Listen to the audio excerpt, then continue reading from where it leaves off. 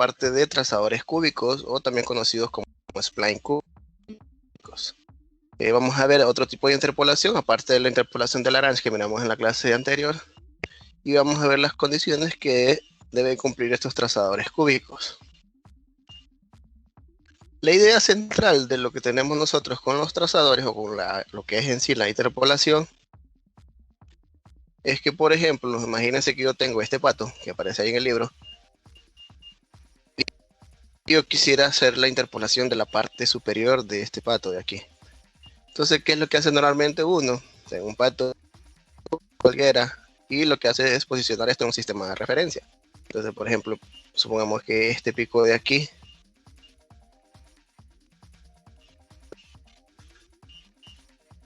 ponemos el eje Y.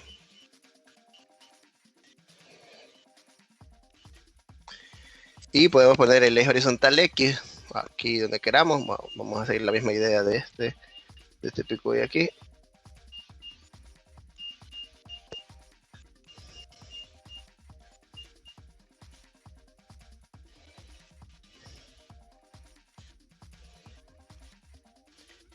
Y lo que vamos a hacer es hacer la interpolación. Entonces nuestra idea va a ser que vamos a tomar ciertas coordenadas en X y en Y para saber estos puntos. Entonces uno empieza a tomar puntos sobre la figura, la que quiere interpolar. Ya, suponiendo que en caso de una aplicación, si tuviéramos una función, pues habría que tomar una tabla de valores o una tabla de valores en sí. Entonces, imaginen que tenemos esto de aquí hasta que llegamos a este final de acá.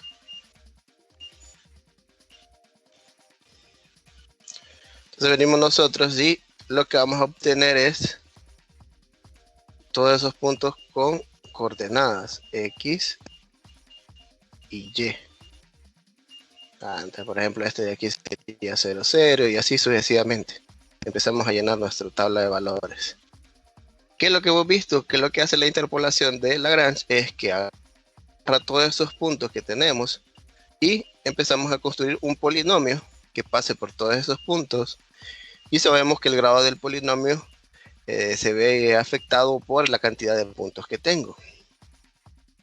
¿Cuál es una de las desventajas de la interpolación de Lagrange? Que como estamos construyendo un solo polinomio, si observamos lo que queremos aquí es que nuestra función pase exactamente por aquí. Esta sería nuestra función, esta parte que estoy coloreando en azul.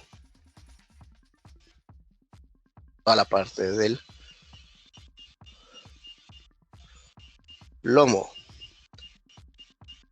Entonces, a la hora de construir un polinomio de Lagrange, como es uno solo, puede suceder, no siempre es el caso, pero puede suceder que al tener un grado alto, pueda hacer lo siguiente, por ejemplo, que vaya haciendo esta parte hacia aquí.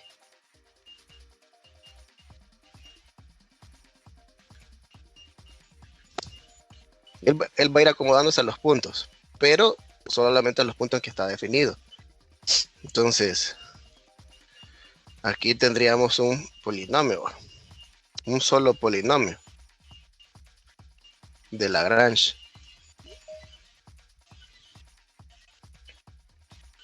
¿Qué es lo que es? ¿Por qué sucede eso? Porque al tener varios puntos y como la cantidad de puntos interfiere en lo que es el grado del polinomio, cuando tenemos grados de polinomio bien altos, la oscilación es bastante. Entonces, no se va a acomodar bien a las otras partes en las que tenemos nuestra función, que está en azul. Lo que viene a hacer entonces es que vinieron y dijeron, vamos a crear lo que se llama interpolación segmentaria, siempre usando polinomios, pero sobre segmentos. ¿Qué significa la interpolación segmentaria? Pues la misma idea, tengo el conjunto de puntos aquí, en un sistema de referencias y como lo anterior, siguiendo la misma idea que tengo antes, pero ahora en vez de construir un solo polinomio, vamos a construir polinomios en cada uno de los nodos consecutivos. Entonces, existen esos trazadores. Existe lo que es trazador de primer orden, que es aproximar mediante líneas rectas. Entonces yo puedo aproximar mediante líneas rectas aquí. Entonces dibujaría una línea recta aquí, una línea recta por aquí, una línea recta por acá y así sucesivamente.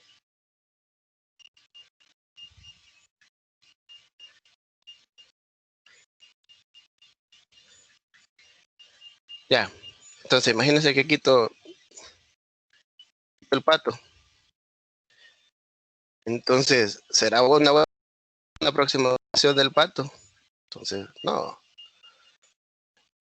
Porque ocuparía más puntos para seguir estas curvas que están aquí.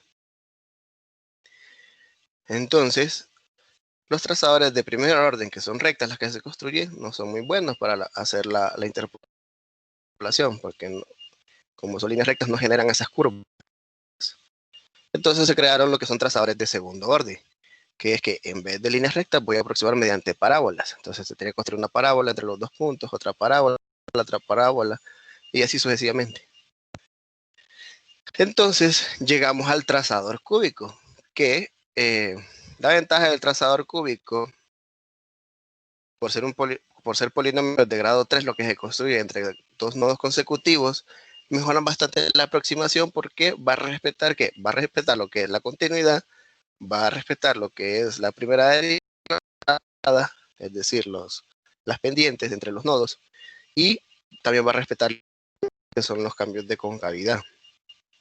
Entonces, al tener trazador cúbico, lo que se hace con el trazador cúbico es que ya se construye lo que son polinomios cúbicos entre los puntos. Entonces, si recuerdan, un polinomio cúbico normalmente las formas son así, va dependiendo de cuál sean donde estén los puntos de inflexión y los máximos y mínimos. Entonces, esto se va a ir acomodando mediante polinomios cúbicos. Entonces, esa es una ventaja.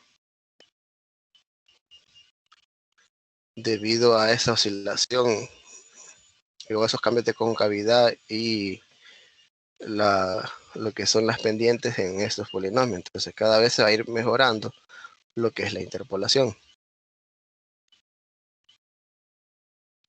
Obviamente, entre más puntos tenga, va a ser mejor la aproximación. Entonces, esa es la idea de los trazadores cúbicos, un tipo de interpolación segmentaria que se basa en polinomios cúbicos entre cada dos nodos consecutivos. Entonces, ese va a ser nuestro objetivo. Ahora, ¿cómo se construye ese trazado cúbico? Pues, vamos a ver las condiciones que debe cumplir para cada uno de los nodos. Entonces, si yo tengo un conjunto de n más 1 puntos, imagínate, tengo n más 1 puntos, x, y, desde y igual 0 hasta n. Entonces tengo ese conjunto de puntos, así como lo que está en el lomo del pato. Entonces lo que construimos, como va a ser una interpolación segmentaria, vamos a llamar a esa función del trazador s de x por el inglés de spline, y es igual a s0 de x entre el primer nodo y el segundo, entre el nodo x0 y el nodo x1. Otro polinomio cúbico s1 entre el nodo x1 hasta el nodo x2. Y así sucesivamente hasta el nodo s sub n-1 para xn-1 hasta xn. Entonces cada uno de estos que está aquí va a ser un polinomio cúbico entre dos nodos consecutivos. ¿Cuál es la forma de este polinomio cúbico? Entonces la forma general del polinomio cúbico es esta que está aquí. Entonces sería un AI, que sería el independiente, más un BI por x menos xy. O sea, influye lo que es el nodo xy, más otra constante ci por x menos xy al cuadrado, más otra constante de y por x menos xy al cubo. Entonces, si se fijan, si por ejemplo el y es 0, sería el s sub 0 aquí.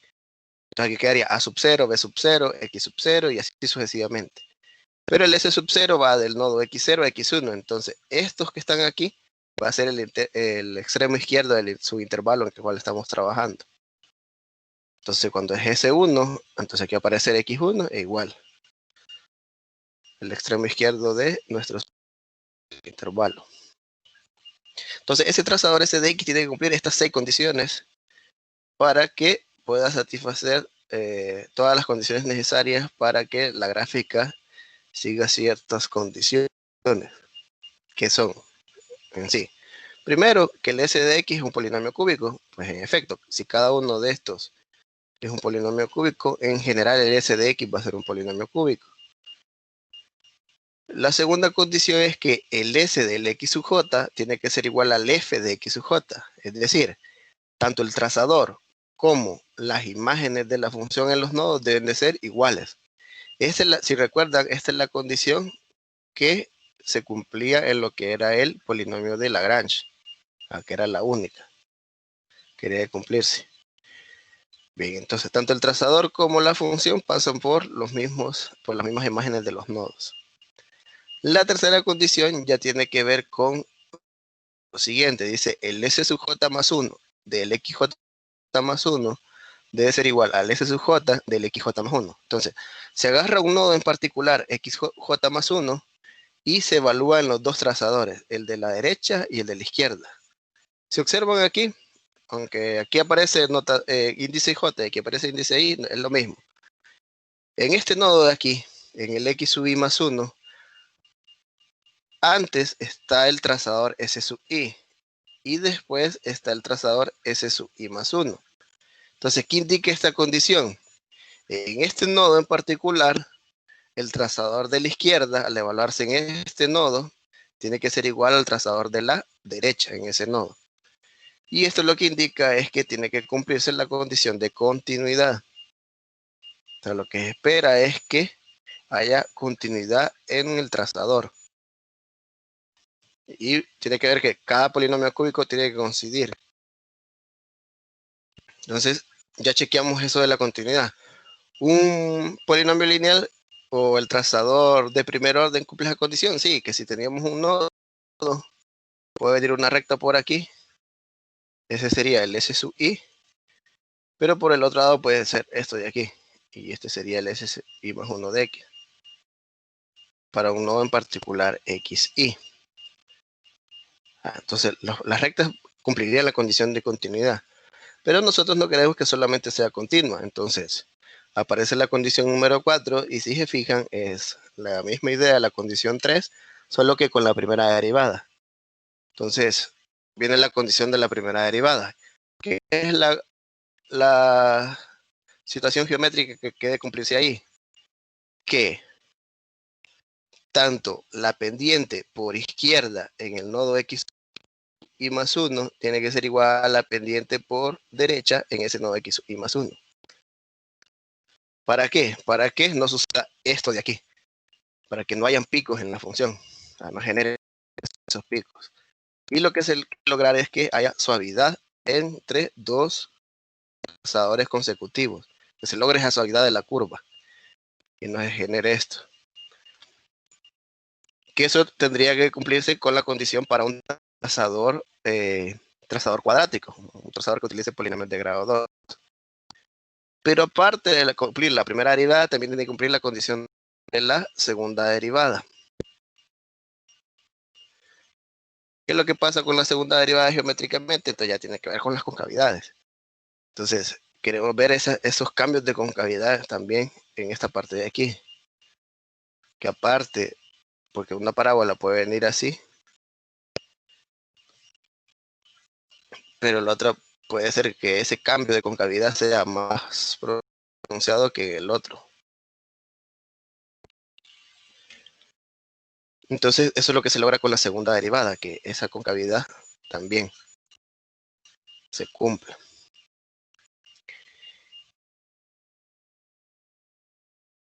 Y ya con eso ya podemos incluir lo que es el trazador cúbico, los nodos internos. ¿A qué me refiero con los nodos internos? Pues nosotros tenemos desde el X sub 0 y sub 0 hasta el XN y N. Entonces estas condiciones de aquí solamente es para los nodos internos. Bueno, estas tres de aquí, continuidad, primera y segunda derivada. La condición 2 sí tiene que ver con todos los nodos, si fijan aquí. Entonces, solo con los nodos internos. Bien, ¿qué pasa con los extremos? Con los extremos debemos de cumplir una de las siguientes condiciones. que puede ser que sea un trazador de frontera libre o un trazador natural, o puede ser un trazador de frontera sujeta, o decimos trazador sujeto. La condición de frontera que hay que cumplirse es que la segunda derivada del nodo de la izquierda, del primer nodo, tiene que ser igual a la segunda derivada del nodo de la derecha, del extremo derecho, y esa segunda derivada deben dar 0, o sea que ambas deben dar 0. Cuando cumple esta condición se dice que la frontera es libre. Solo tengo que ver esa segunda derivada, o sea, la segunda derivada de esta expresión, tanto en el nodo x0 como en el nodo xn. Ahora tenemos la condición de frontera sujeta que dice que la primera derivada en x0, en el nodo de la izquierda, en este de aquí, tiene que ser igual a la pendiente de la función en x0. O sea que si este fuera x0, esta pendiente de la función tiene que ser igual al s' de x0. Y lo mismo sucede con el de del extremo derecho, que el s' de xn tiene que ser igual a f' de xn, es decir, que las pendientes en el nodo del extremo derecho también deben ser iguales. Imaginen que aquí, esas pendientes tienen que ser iguales, tanto el trazador como el de la función. Normalmente, si nos dan la función que quiero interpolar por trazadores cúbicos, vamos a tener la función f de x y solo hay que derivar. Pero si lo que nos dan es, por ejemplo, la parte de, siguiendo la misma idea del pato aquí, yo no voy a conocer la función que pasa por el lomo de ese pato, entonces buscaría la manera de hacer una interpolación, una aproximación, perdón, de lo que es la pendiente aquí por izquierda y de lo que es la pendiente aquí por derecha, para usar eso como aproximaciones de esas f' que aparecen aquí. Entonces existen esas dos formas, que me den la función o que me den la gráfica y yo aproximo las derivadas. Bien, ¿alguna duda hasta el momento?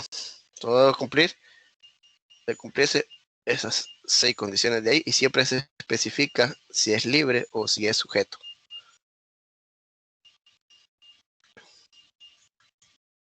Bien, si no hay dudas, entonces procedemos a ver el primer ejemplo.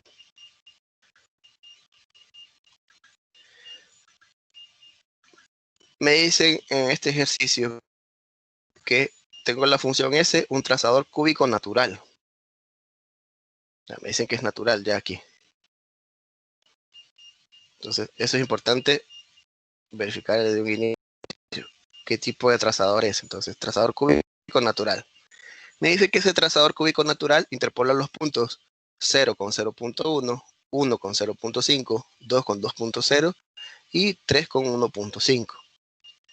Y este trazador está definido por S de x igual a, y está S0 de x, S1 de x y el S2 de x. Entonces, si observan, tengo un polinomio cúbico, otro polinomio cúbico y otro polinomio cúbico. Aquí no importa cómo lo pongamos, puede ser que esté en forma canónica, descendente o ascendente, o que esté expresado de esto con factores aquí. Fíjense, esto no está en forma canónica, sino que está expresado como factores. Al final tiene que ver con estos nodos de aquí. Solo que en el primer caso no aparece x menos 0, porque no tendría sentido. Solo pone, en vez de x menos 0, ponemos x al cubo. Y si se fijan, no aparecen las otras partes del polinomio. La parte cuadrática y la parte lineal no están. Pero esa es la idea. Entonces me piden que dado ese trazador cúbico natural, determinar los valores de A, B, C y D. Entonces, la primera condición ya la cumple, que cada S de X y cada uno de esos J es un polinomio cúbico. Sí, en efecto, es un polinomio cúbico. Entonces va por inspección. Y después vamos a chequear las que nos van a servir para encontrar lo que son esas constantes, serían las otras condiciones, ¿va? De la 2 hasta la 6.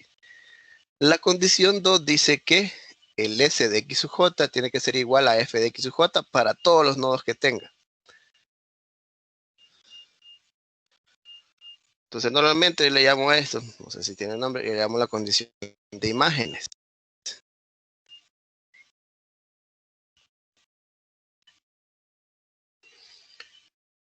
¿A qué me refiero con la condición de imagen? Es que el trazador evaluado en el nodo XJ tiene que ser igual a la función evaluada en X sub J. Entonces venimos nosotros y empezamos a probar. Tengo que probar cada uno de los nodos. Como estamos en un proceso de determinar los valores de A, B, C y D, entonces a veces no es necesario probar todas las condiciones. Porque como estamos encontrando valores de constante, entonces se puede minimizar el número de condiciones que debo cumplir para encontrar esos valores de ahí. Entonces, en la de imágenes, por ejemplo, yo tendría que ver qué pasa en el nodo 0, en el nodo 1, en el 2 y en el 3. ¿Qué significa eso? Que yo agarro S de 0, que es el nodo X sub 0, debe ser igual a F de 0. Pero ¿quién es S de 0? Entonces, estamos hablando de esta S de X de aquí. S de 0 sería, busco el 0, ¿en qué subintervalo está? Está en el primero, está en este de aquí. Y significa que tengo que agarrar este polinomio cúbico y sustituir la X por 0. Entonces nos quedaría 0.4 por 0 al cubo más A. Y esto debe ser igual a F de 0, pero ¿quién es F de 0? Alguien que me diga ahí quién es F de 0. ¿Cuánto sería F de 0? Nuestro problema. No sería A. 0.1. 0.1, correcto. Estas son las imágenes. Entonces, 0.1. Entonces, al final nos queda aquí que el S0, el S de 0 es 0.4 por 0 al cubo más A, que esto al final es A, y el F de 0 que es 0.1 porque son los nodos que estoy interpolando de la función. Bien. Ya tenemos el valor de A.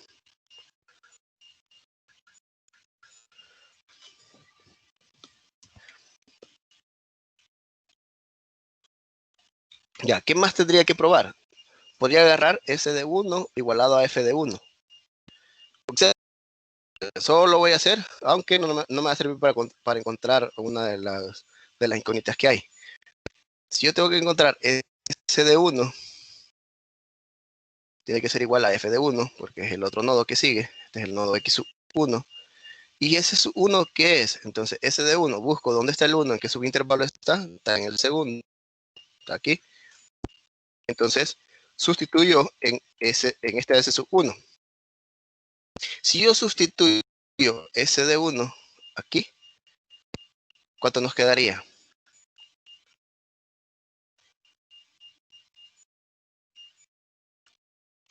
0.5. Correcto, 0.5. Dado que se irían, cuando es 1 aquí, esto sería y este. Yo lo queda 0.5.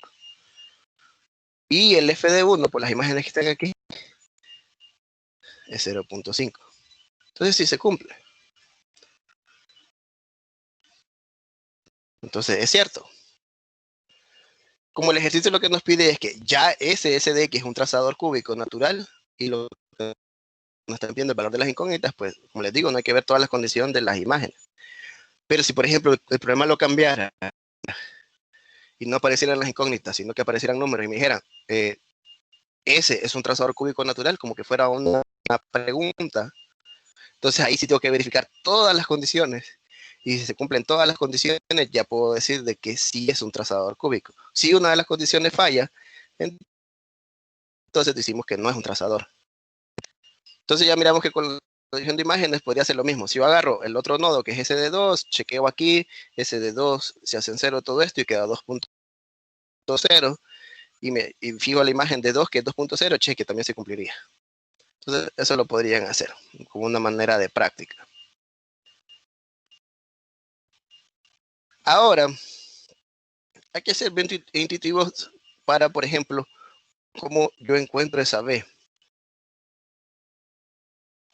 Si observan, esa B está en la parte de la expresión lineal, o sea, que está en este factor que está elevado a la 1.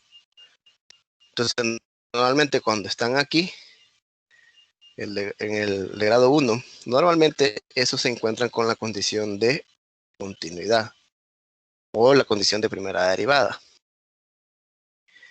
Entonces, ¿cómo vamos a hacer esto? Vamos a ver primero a ver si se encuentra si con la continuidad puedo encontrarlo. ¿Qué dice la continuidad? Que el SJ más 1 de XJ más 1 debe ser igual al S sub J de XJ más 1.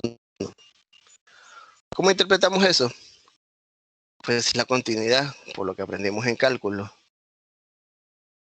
Y cuando tenemos una función seccionada, la continuidad la verificamos ¿dónde? Donde existe un cambio de función. Entonces, yo necesito ver el cambio de función en 1. O sea, yo quiero que cumpla la continuidad en 1 y que también cumpla la continuidad en 2. Esa es la condición de continuidad. Hasta que sí se interpreta esto con estos subíndices que están aquí. En 1 y en 2. Si recuerdan el cálculo, uno aprende que la continuidad hay que chequear lo que es el límite y toda la situación con los límites. Pero eso en general con límites. Pero la cuestión es que estas expresiones ya sabemos que son polinomios. Y por un teorema de Gate dice que el límite cuando x tiende a de un polinomio de cualquier grado es como eso es igual a el polinomio evaluado en ese valor límite que quieren encontrar en esa tendencia. Entonces no hay necesidad de probarlo con límites. Lo único que tendría que probar yo es que aquí se debe de verificar que el S0, o sea, este trazador de aquí, evaluado en 1, tiene que ser igual a este S1, también evaluado en 1. Como les digo, no hay necesidad de poner límites aquí. El límite cuando x tiende a 1, esa expresión no. Es un polinomio cúbico, entonces puede hacer esto de un solo. Entonces evalúo S0 en 1 y S1 en 1. Y veo qué sucede. ¿Cuánto es S0 en 1? Entonces sería 0.4 por 1 al cubo. Y esto es igual al S1 en 1. Entonces se van todos esos de ahí y me queda 0.5.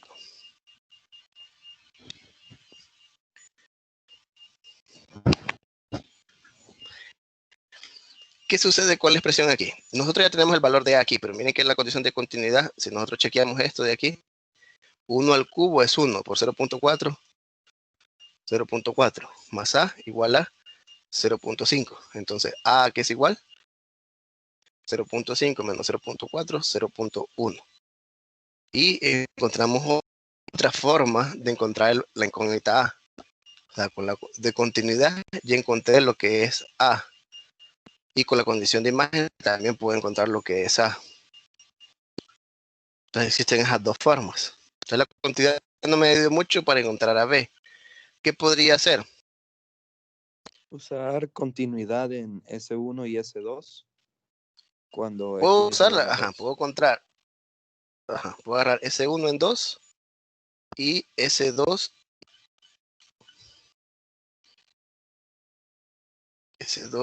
en 2. ¿Cuánto es S1 en 2?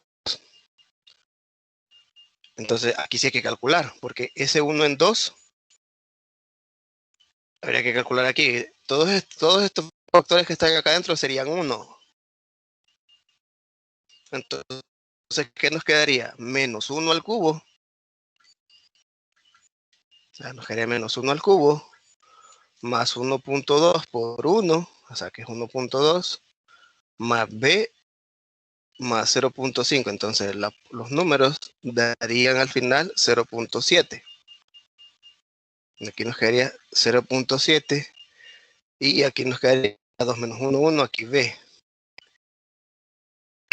Igual al S2, el S sub 2 evaluado en 2. Entonces estos irían y nos queda 2. Lo cual implica que B es igual a 1.3. Ya tengo el valor de B.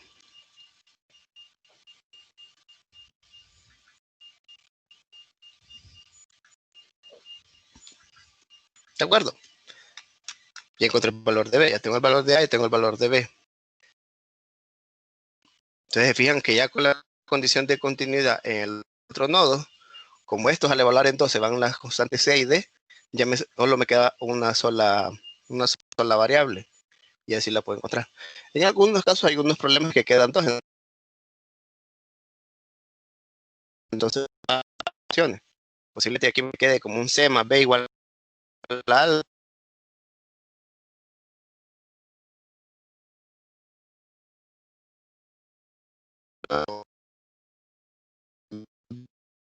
B igual a algo y la cosa.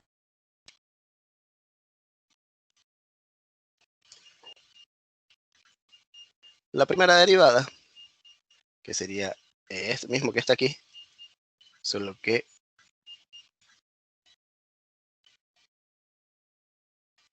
eso, la derivada, tiene que ser igual al S sub J prima en XJ más 1. Bien, no ocupo todo, vamos a bajarlo más pequeño. Pero vayan pensando ahí, si yo tengo que calcular la primera derivada, ¿qué me conviene? ¿Será que derivo todo el S de X o me enfoco en cada uno de los trazadores?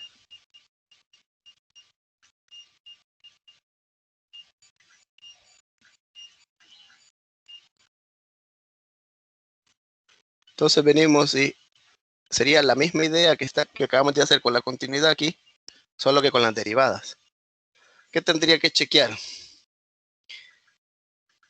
Tendría que chequear S0 en 1 derivado, que debe ser igual al S1 evaluado en 1 en su derivada. Entonces, a veces es conveniente, a veces, es que yo agarre todo el trazador y le calcule la derivada, a ver cómo quedaría.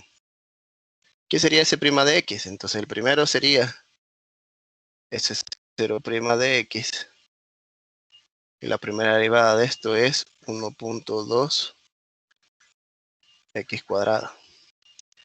De ahí el S1' de X es igual a menos 3 por X menos 1 al cuadrado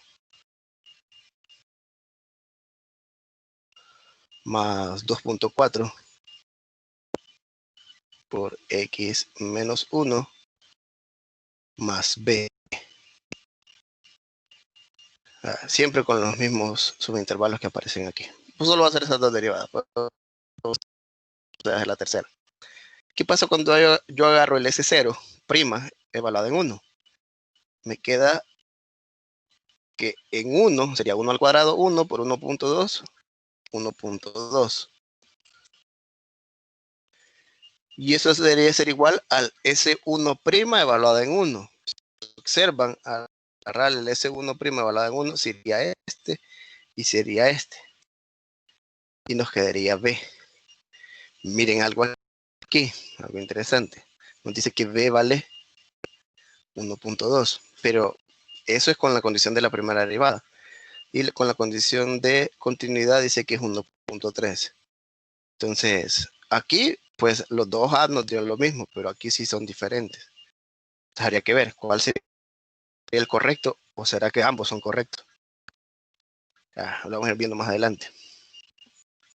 ¿Qué sigue después de aquí? Parte de esta primera derivada con el S0 y el S1 tendría que ser la primera derivada de S1 en el otro nodo, este nodo de intercambio de funciones, es igual a S2' en 2. Entonces, ¿cuánto es el S1' en 2? Bueno, aquí tengo S1'. Evaluada en 2, este sería 1 al cuadrado 1 menos 3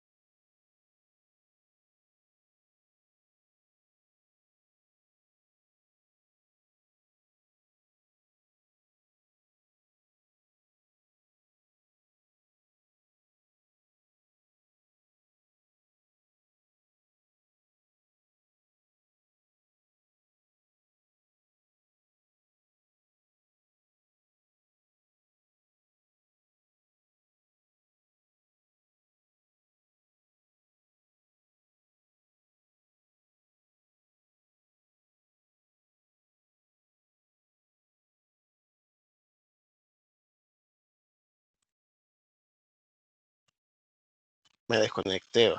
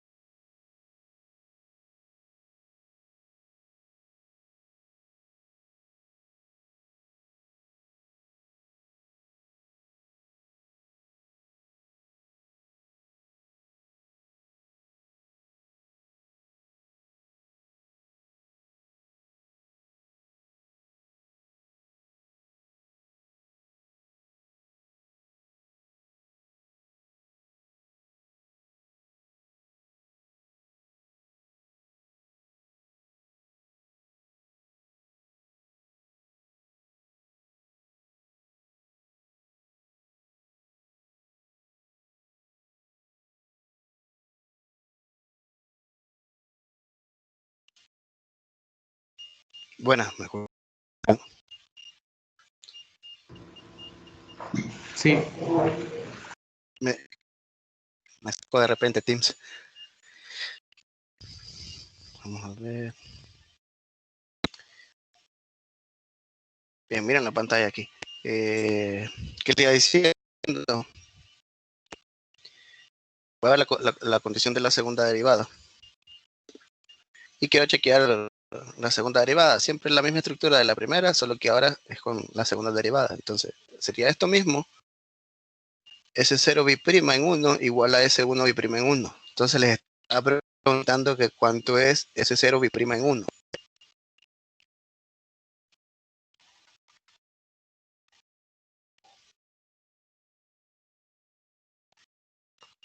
¿Cuánto sería S0 bi'prima evaluado en 1?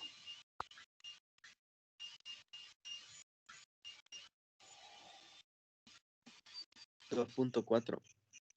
¿Cuánto? 0.4. 2.4. 2.4. Ajá. 2. 2, ok. 2.4, el A se iría. Y esto debería de ser igual al S1 bi'prima en 1.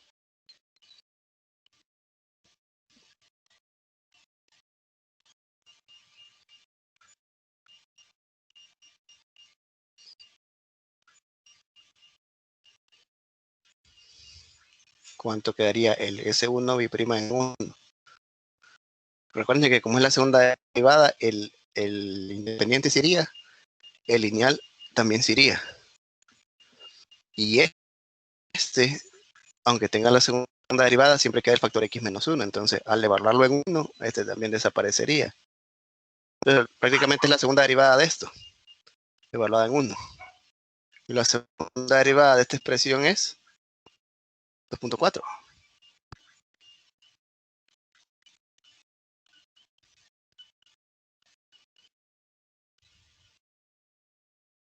Entonces, eso es cierto. Al final esta condición no me ayudó mucho porque solo dijo que era verdad, pero eso ya lo saben porque es un trazador cúbico natural. Bien, entonces, aquí uno debe analizar de que este paso de aquí sería innecesario hacerlo.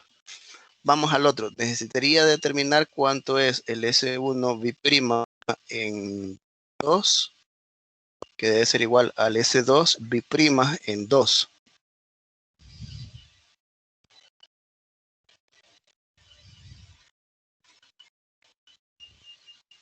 Entonces, ¿cuánto es el S1 bi'prima evaluado en 2?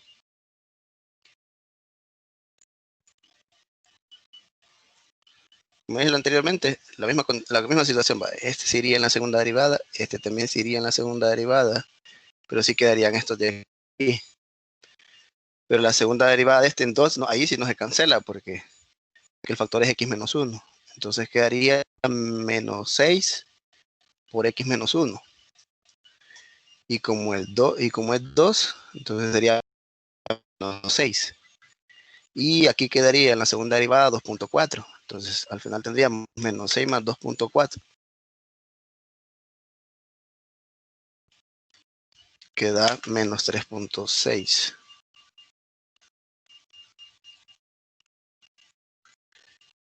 Y eso debe ser igual al S2 B' en 2.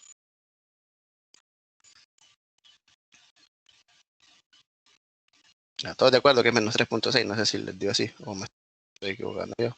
Bueno, siempre verifique. Vamos al S2 B' en 2. El S2 B' en 2, ¿qué quedaría? Creo que queda menos 2 por D. Menos 2 por D. Sí, va, porque este se va en la segunda derivada, este también. Y este en la segunda derivada queda factor x menos 2. Y como está evaluado en 2, se iría. Y esta, la segunda derivada de esto es menos 2D. Perfecto. Entonces ahí está, menos 2D. Menos 2D. Y ya podemos encontrar el valor de D. D es igual a menos 3.6 entre menos 2 sería 1.8. Y tenemos nuestro valor de D.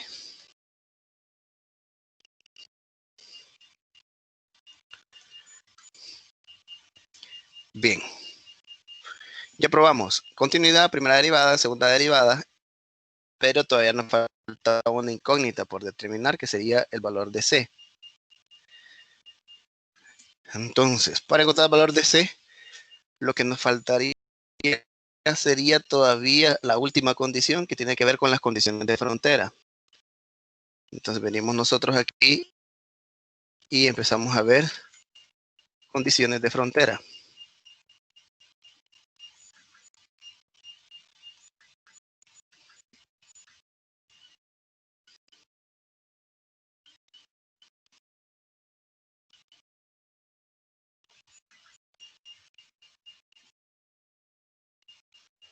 Y en el caso específico, este que dice que es natural. ¿Qué dice la condición? Las condiciones de frontera natural. Nos regresamos aquí. Dice que para que sea una frontera natural, la segunda derivada del x0 tiene que dar 0 y la segunda derivada del x debe dar 0. Entonces al final son dos ahí. Tengo que ver que la segunda derivada del x0, que en nuestro caso es 0, eso debe dar 0. Y la otra sería que la segunda derivada en el otro extremo, que es 3, porque las condiciones de frontera son estas fronteras de aquí, esta tiene que dar también 0. ¿Cuál de estos dos me sirve para encontrar a C? Entonces, es más que evidente que el que nos va a servir es esta condición de aquí. Porque aquí esta, pues la podemos chequear, va. El SB' en 0, como estamos en este extremo izquierdo, se tendría que agarrar el S sub 0, calcular la segunda derivada y evaluarla en 0. Pero la segunda derivada de este sería 2.4 de X. Evaluada en 0, queda 0. Y es igual a 0. Perfecto, sí. Ahora, el SB' de 3 debe dar 0. Entonces, aquí sí cambia, porque sería el SB' de 3, es este extremo derecho de aquí, sería agarrar el S2 y sacarle la segunda derivada. Sería este de aquí en la segunda derivada, en la primera sería, este ya sería en la segunda, y tengo que evaluar en 3. Entonces, ¿qué nos quedaría? Nos quedaría, en este caso de aquí, la segunda derivada es 3c, después sería 6c por x menos 2, pero como estamos evaluando en 3, solo nos quedaría 6c por 3 menos 2, que al final sería 1 ahí. Tengan cuidado, porque a veces no siempre queda 1 esto de aquí. Esto es por los nodos que tenemos. Puede dar otro valor, pero hay que calcular esa multiplicación. Entonces nos queda 6c. Y aquí nos quedaría en la segunda derivada menos 2d por x menos 2, después derivo, quedaría menos 2d. Y evaluado en 3, como es constante, eso quedaría menos 2d, igual a 0. ¿Qué implica esto? Que 6c menos 2 por D, ya que lo tengo aquí en el caso anterior.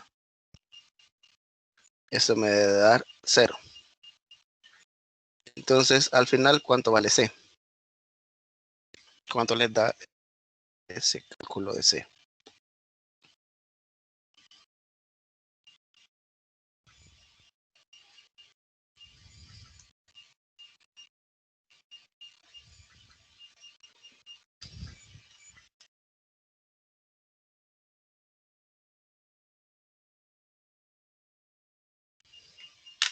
$0.6. 0.6. 0.6, correcto. 0.6.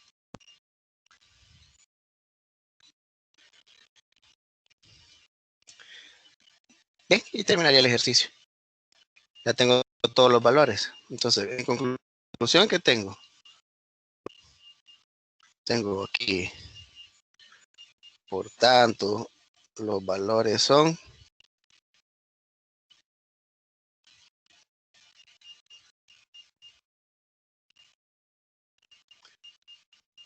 A nos dio 0.1.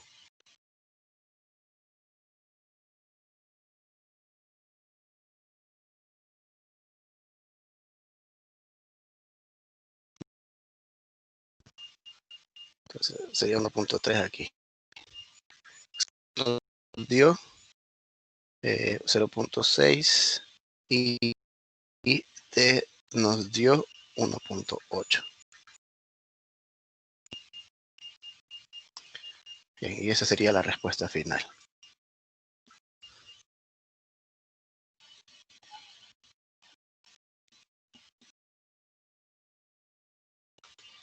Podríamos checar el valor de B, porque hay que ser bien cuidadoso cuando aparecen así dos valores.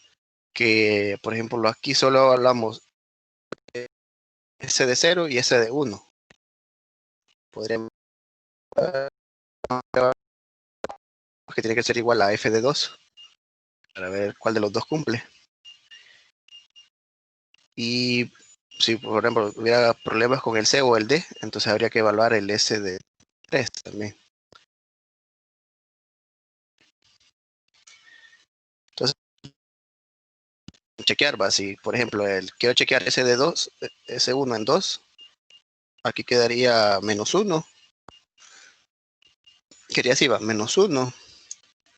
Aquí, como es 2 menos 1, 1 al cuadrado por 1.2, 1.2, entre menos 1 más 1.2. Si yo agarro el valor de B, 1.3, aquí sería 1.3 más 0.5. Y eso me da en la calculadora 2, que al final es esta imagen de aquí. Entonces ahí sí se cumple. Pero si utilizo 1.2, obviamente, si en 1.3 da 2, en 1.2 daría 1.9, no daría este de aquí. Entonces, este se descarta.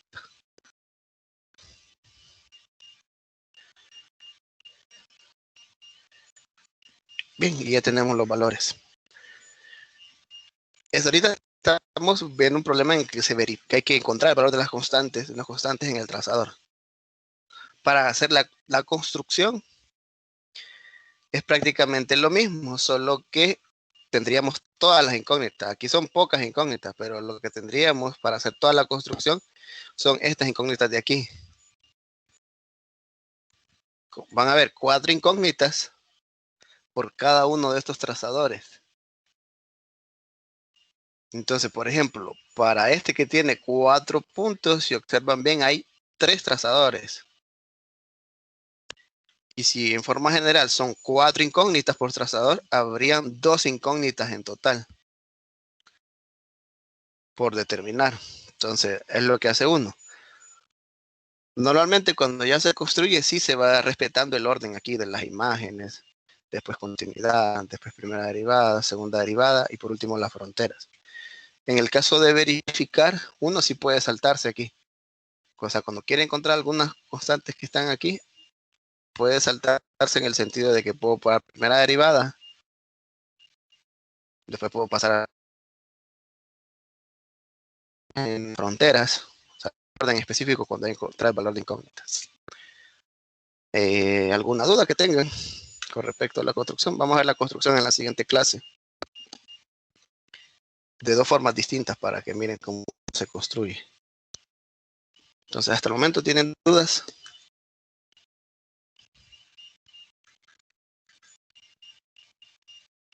Ninguna, Alex. Ninguna. Perfecto, entonces damos por finalizada la clase de hoy y nos vemos hasta el día miércoles.